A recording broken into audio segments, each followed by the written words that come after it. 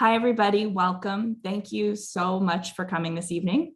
My name is Garnet Henderson. I am an independent journalist and the host and producer of Access, a podcast about abortion.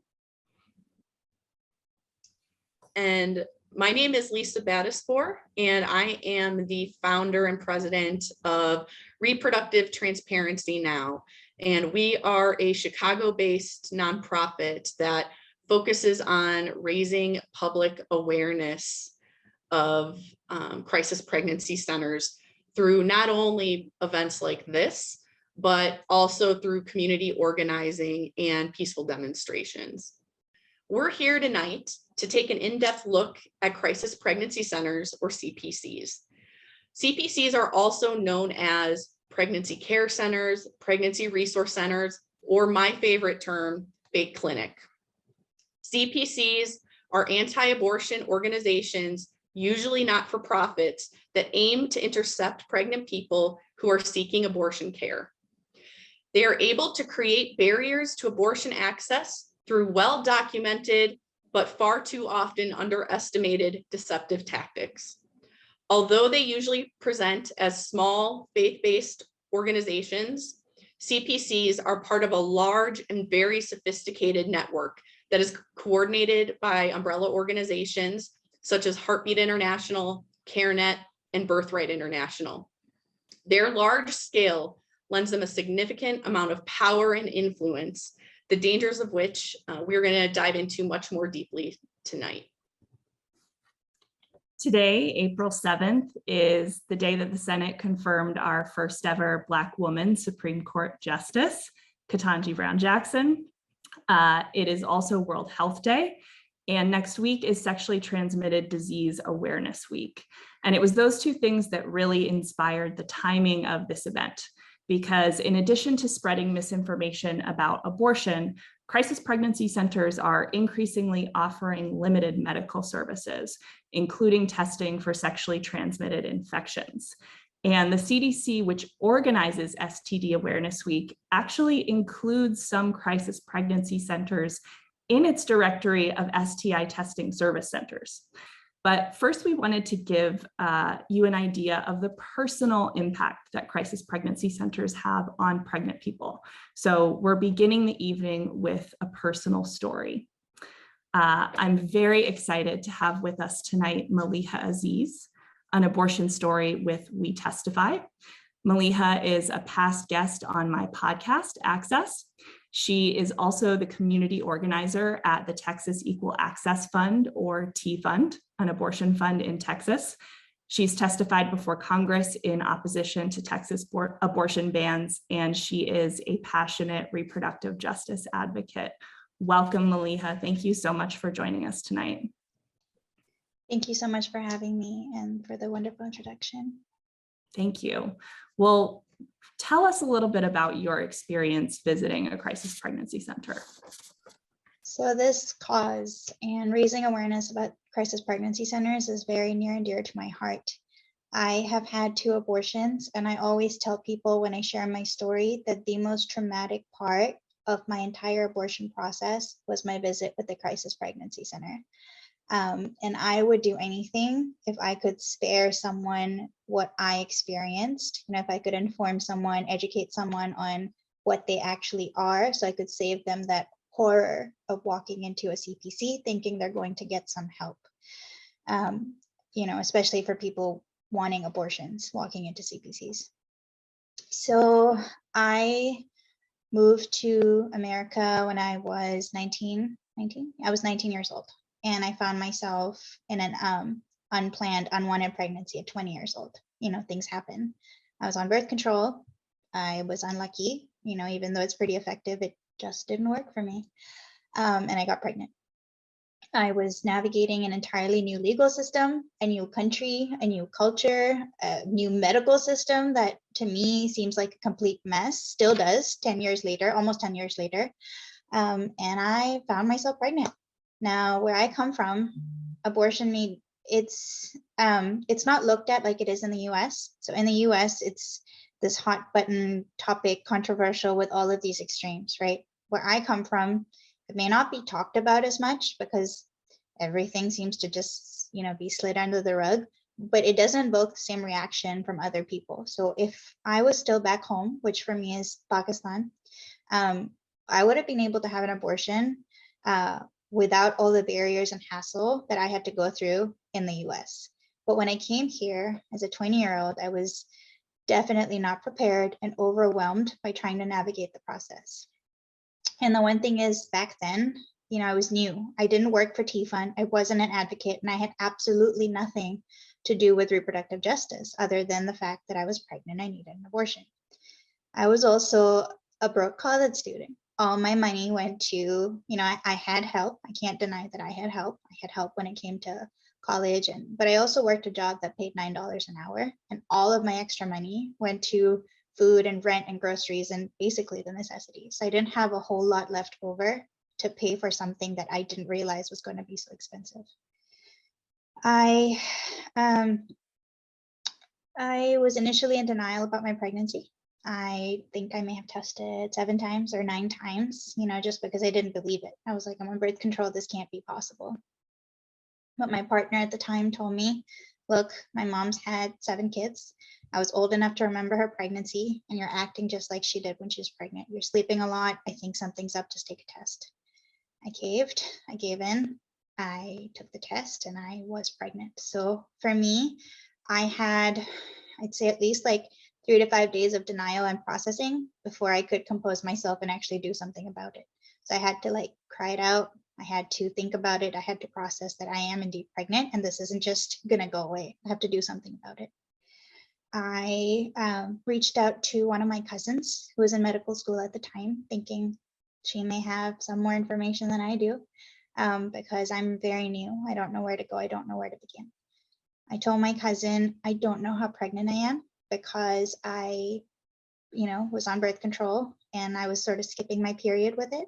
So the way you track a pregnancy is, they track it with your last menstrual period. So I had insurance through my dad, and I called my OB's office, the gynecologist OB, and I told them, I think I'm pregnant, but I don't know how far along, and I want to come and get an ultrasound. And they told me, you'd need to sort of like guesstimate your last menstrual period.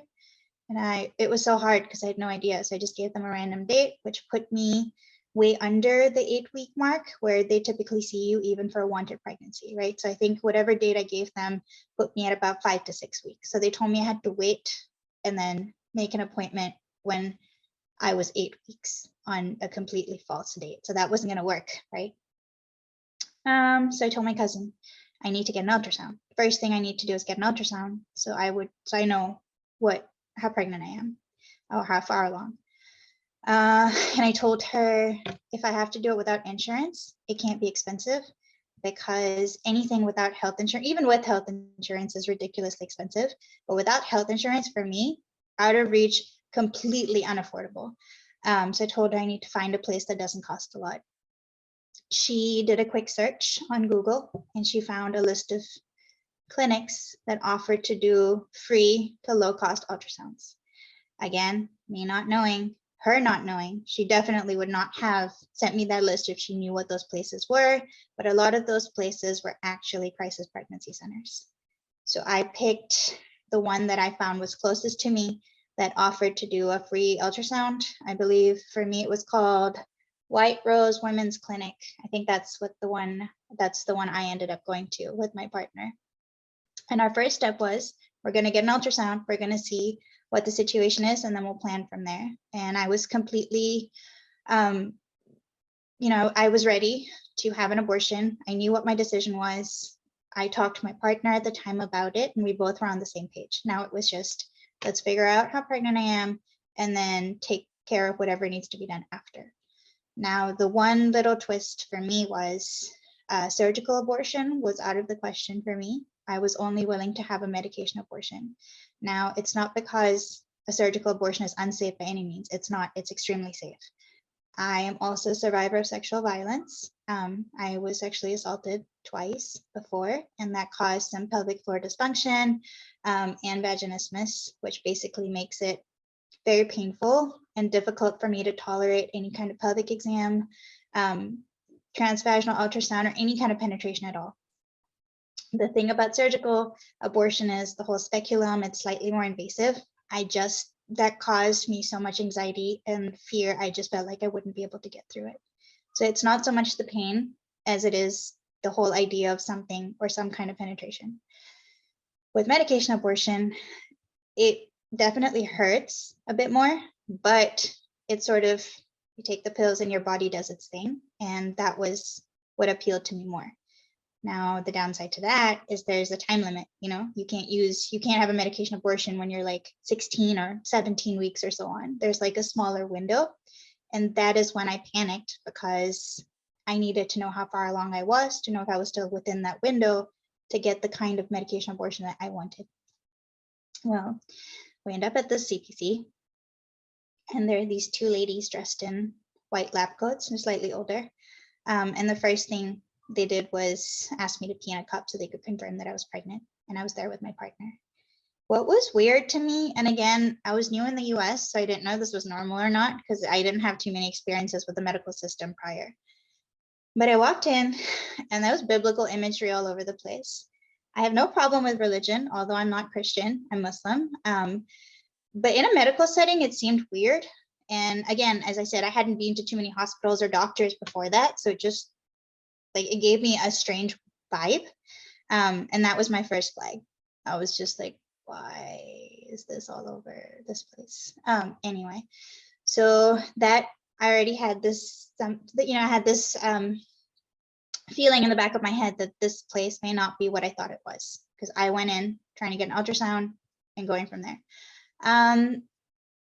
After they confirmed my pregnancy using my urine sample, they told my partner and I that we have to sit in a room and we have to watch a 30-minute video.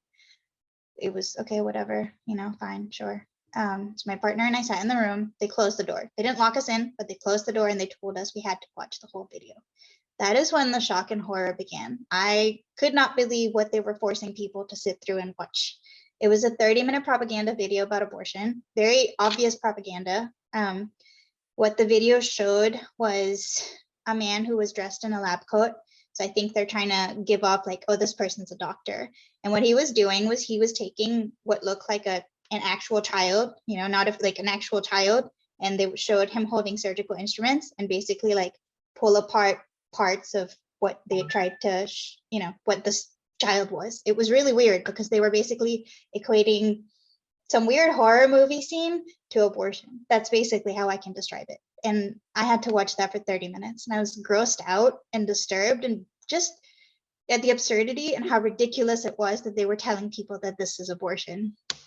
Thankfully, I knew better. And in that moment, I knew exactly what the rest of my experience with the CPC was going to be like. So my partner and I tried to laugh and talk to each other about other things because neither one of us had any shame or guilt about me wanting to have an abortion. To us, it wasn't a big deal. So we talked through it and then they came back. And then I had some anxiety because you can have two different kinds of ultrasounds. You can have a transvaginal ultrasound and you can have an abdominal ultrasound. Now, my main anxiety was, what were they going to do? Which one of it was it going to be? So I tried to tell the sonographer, I was scared and I wanted to know, and she was confused. And then I sort of told her, I'm a survivor, I have this condition. Then I realized they're not trauma informed at all. They have no training whatsoever, because here's what she said to me. Well, honey, you're pregnant now, so you should learn to deal with pain. And this was after I told her I'm a survivor of sexual assault. And I also come from like a trauma informed background. I've been a sexual assault advocate in the past, in my past job. So I was angry. I was like, I can take this. I'm glad it's me and not somebody else. I'm glad they said it to me. I can handle it. But you don't say that to anybody, let alone a survivor.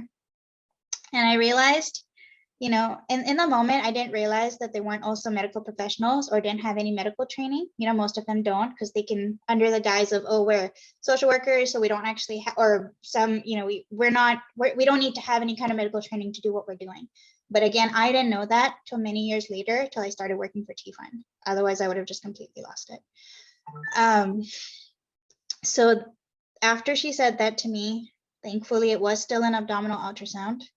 They did the ultrasound and they put me I think they put me on 9.5 weeks. And at that time, something like the cutoff was, I think, 10 weeks, 10.5 to 11 weeks or something.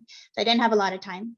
I also played along with them because at that time, my partner and I had totally recognized what they were about. And I did not mention, I didn't actually mention that I was trying to have an abortion. We tried to convince them that we're not, and we're just trying to get this ultrasound and get out of here. I was like, we'll play along, do this as fast as we can and just get the hell out of there. But they started telling me a lot of things about abortion, a lot of lies. Some of them included I would get breast cancer if I was to have an abortion. I would never be able to have children if I have an abortion. I have been pregnant 3 times. I have 1 child. That's clearly not true. And I know exception norm, but the fact is that's not true. That's not true. It's been debunked several times over. So they just fed a lot of lies. And it was ridiculous, but I'm glad that I knew better. But in the conversation of abortion, what else came up was, and I don't remember how, because it was a long time ago, but at some point it came up where one of the ladies told me that the medication abortion, the pill, one of the pills was so dangerous in the state of Texas. Was so dangerous that the state of Texas had actually banned it. That is when I panicked. Like I was about to lose it, but thankfully it was close to the end and I was about to get out, but I totally panicked. I wish I had known better. I wish I had fact checked because turns out that was a lie as well. Texas had never actually banned medication abortion, but because that's what I thought, I just, I was vulnerable, emotional, scared, and I felt like I was running out of time. So instead of fact checking them and thinking about everything they said and doing my own research, I was convinced I can't have a medication abortion in Texas. I have to go out of state. So this is where things get harder. I reached out to a family member because again, I don't have money, or I didn't have money to travel out of the state. And thankfully, I didn't know about abortion funds at the time. I was too new. But one of my family members funded my abortion. I am so grateful and so thankful to them that they did. And my family member paid for my plane ticket, my partner's plane ticket. I was also extremely sick in my pregnancy because I have this condition called hyperemesis gravidarum, and it's just constant vomiting, dehydration, and it hit me like 5 weeks into my pregnancy. So I would not have made that trip. I wouldn't have survived that trip without some help anyway. So I went to Colorado Springs. I called Louisiana, I called Oklahoma, and then Colorado Springs. I think they were the easiest to communicate with, and they had an appointment where I could get in sooner rather than later. So that's what made that decision for me, that Colorado Springs is where I'm going to go. I went there. I had a medication abortion. My provider was awesome. They worked with me. I told them about my sexual trauma, and I still had to go through a mandatory ultrasound because of state blah, blah, blah, not because it's required or medically necessary, because the legislators force you to go through that trauma because they don't give a shit. So I still had to go through that, but whoever did it for me was very kind and patient and let me take my time, which is the only way I was able to get through that awful ordeal. My provider was basically saying a ton of crap about Texas politicians and made me laugh. And he told me, you shouldn't have had to come all the way here. I hate Texas politics, but I'm going to take care of you. And he was just the sweetest. He was so, so nice to me. And he gave me, you take, I believe you take that first pill, and then he sent me home with the second set of pills you put behind your cheeks, and wrote me a prescription for pain meds that I could take in Texas. What is important to note is the fact that abortion was never illegal in Texas, or medication abortion. I didn't actually have to spend all this money that I didn't have or travel, but my total travel cost and my abortion and everything was nearly $2,000. Money I did not have, money someone else paid for me.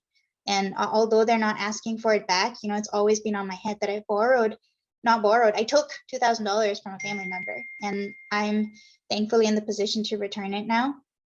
But a lot of people don't have that, and a lot of people don't have someone that they can take that money from. My abortion itself, I believe, was $680, and I was 9.5 weeks. And then my blood type is negative, so I had to get the RhoGAM shot to protect future pregnancies or whatever. And when $100 may not seem like a lot to some, But when you're living paycheck to paycheck, or when you don't even have that much, it is a lot of money, especially to a college student or single mother. You know, there's so many people who spend money they don't have because our healthcare system sucks and our politicians suck. So it's just, I think it's worth noting that even though it may seem like a small amount to some, it's a whole lot of money for people that don't have money. And at the time, that was me. But I was able to have my medication abortion thanks to the help of a family member all the way in Colorado Springs. And I ended up there because of the lies and the traumatic experience I had at the Crisis Pregnancy Center. And that really is my story. And the only last thing I want to mention is, which makes me very emotional, the year I had my abortion at Planned Parenthood in Colorado Springs, I believe it was the year after that that the same Planned Parenthood was actually attacked. So. Thank you so much for sharing your story with us, Maleeha. Yeah, and it's an important point you make because violence is on the rise at abortion clinics. So it's certainly been on my mind lately, that shooting in Colorado Springs, given some of the very inflammatory rhetoric we're hearing about abortion and abortion providers at the moment. So, you know, now you know so much about CPCs. You're a reproductive justice organizer. You help people get the abortions that they need. And it sounds like the CPC you went to, there were lots of signs that were meant to show that it was a medical facility. White coats, the film was somebody who appeared to be a doctor, but do you remember anyone who worked there actually explaining their qualifications to you? No one. Right. There was the sonographer wearing scrubs. So, you know, when you walk into a facility like that, you automatically assume these people must be medical professionals because it's the only ethical thing to do. So I didn't question till all those shady things happened. But if you're walking into something that calls himself a clinic or resource center, I feel like those people should be qualified to give you that care. And the fact that they're not is outrageous and unacceptable. Particularly because CPCs often really work to make themselves look just like abortion clinics that might be nearby. So they really do give off that clinic appearance. Yeah. And so, you know, it sounds like you were very confident in your decision. You knew you wanted to have an abortion. And it sounds like even though they said a lot of really stigmatizing things to you at the CPC, they didn't really succeed in making you feel ashamed about your decision to have an abortion. No. But go ahead. The only thing they did was make me very determined and motivated to try and take them down. And that is literally one of my main goals, a T fund, because of the Crisis Pregnancy Center campaign that we're launching, which is literally focused on spreading awareness about CPCs and trying to eventually defund them. Yes, and we dropped that link in the chat. So if anybody is interested in working with Maleeha on that, please fill out that form. I'm also curious, you know, they were really trying to convince you to continue with the pregnancy. So do you remember if they offered you any concrete resources like medical referrals, food assistance, parenting support, the things you actually would have needed if you had wanted to parent? So the one thing that they kept talking about, because they knew my financial situation, they were asking a lot of personal questions and they wanted to collect a lot of information. I wish I had given them the wrong phone number because they called me for about 6 months after, literally. Wow. I eventually blocked them, should have done it sooner, but they just kept calling me. They offered to help me sign up for WIC. I believe it's some kind of government assistance for, and I know not that CPC, but I know some of them offer parenting classes or, you know, diapers and baby wipes to people who are parents, which is not a bad thing. But again, my goal is you shouldn't have to go through trauma to get those resources and supplies. And part of my campaign would be to try and offer that to parents without having, you know, and sparing them the trauma of having to go to a CPC. Absolutely. And we have an audience question, which is that T-Fund campaign only for people in Texas, or is it open to people who live elsewhere? That's a good question. I haven't thought about that, but I don't see why not. If you're interested, you can sign on and then I can discuss with my coworkers and see how we feel about that. But I mean, any help to take a CPC down, I'll take. Great. So, it's clear that your abortion experience would have been very different if you hadn't visited a CPC. For one thing, you would have gotten an abortion sooner. And you also would have been able to avoid a lot of trauma, as you mentioned. And so, you said one of the first things you said tonight is that the most traumatic or the only traumatic part of your experience was that visit to a CPC. And so I'm wondering, how much has that stuck with you? Because I know that now you are a parent. You did have a subsequent pregnancy that you did choose to carry to term and become a mother. And was that experience at the CPC and that trauma that you experienced still on your mind when you were going through that? So I did, choose to have a child, and I have a daughter that's 2 now, and my pregnancy was not easy. It was very hard, and every day I just wanted it to end, but I'm glad I stuck through. I love my baby, my daughter, more than anything in the world. But that trauma did stick. I mean, think about it. My entire campaign is based on my trauma and what CPCs have done to me and other people like me. But I had a second abortion, and I'll share some minimal details for sake of time. But my second abortion was amazing. I had an abortion doula. It was easy. My husband was here. It was all over pretty soon. It was easier to access, although I did have, more advantage and I guess privilege being me and having more money and work and being an advocate and knowing the system. But my second abortion is the experience I want for everyone who wants to have an abortion. Easy, peaceful. My daughter was actually in the same room while I was having it because it was a medication abortion. She's playing with her toys. My husband was watching her in and out, and my doula was giving me all the support that I need. And that is what I want for everyone who finds themselves in that situation and is looking to have an abortion. It was not traumatic. It was not difficult. It hurt, but it wasn't anything I couldn't deal with. Most medical procedures come with some pain. So. And one thing that stands out to me as well about your story is that at the CPC, they told you medication abortion was illegal in Texas, which of course was not true. But since then, Texas lawmakers sure have been working really hard to limit access to abortion in general and to medication abortion specifically. So how does that make you feel as someone who had a really strong preference for medication abortion? It hurts. It makes me angry. And that's the thing. Just like they don't care about people who need abortions, they also don't care about survivors. Right. And you shouldn't have to go through life-altering trauma to be worth something or to have ownership of your body and bodily autonomy. Right. You shouldn't have to be raped. You shouldn't have to be sexually assaulted and I feel like when people talk about abortion, they talk about all these extreme situations. And of course, there's trauma, and I've been through it. But anybody who wants an abortion, if you're being forced to carry a pregnancy you don't want to term, that's trauma. That just right there, that is a lot of trauma. So I think sometimes it bothers me when people just talk about those extreme situations, because boring people have abortions. People who have normal lives and literally boring people have abortions, and that's valid because that is their choice and that is their body. So it just makes me really angry that we have to talk about it being acceptable only in these extreme circumstances. No, it has to be acceptable always. And the fact that they're making it harder when they are excluding people who've gone through severe trauma, and then they're further traumatizing people who, by forcing them to remain pregnant and having to think about all these obstacles and going out of state. I've gone out of state for an abortion. It is not easy. And the reality is a lot of people will be forced to remain pregnant. And to me, that is horrifying and unacceptable. Yeah, that's such an important point. Thank you so much for being with us this evening, Maleeha. We really appreciate you being so vulnerable and open and sharing your story with us.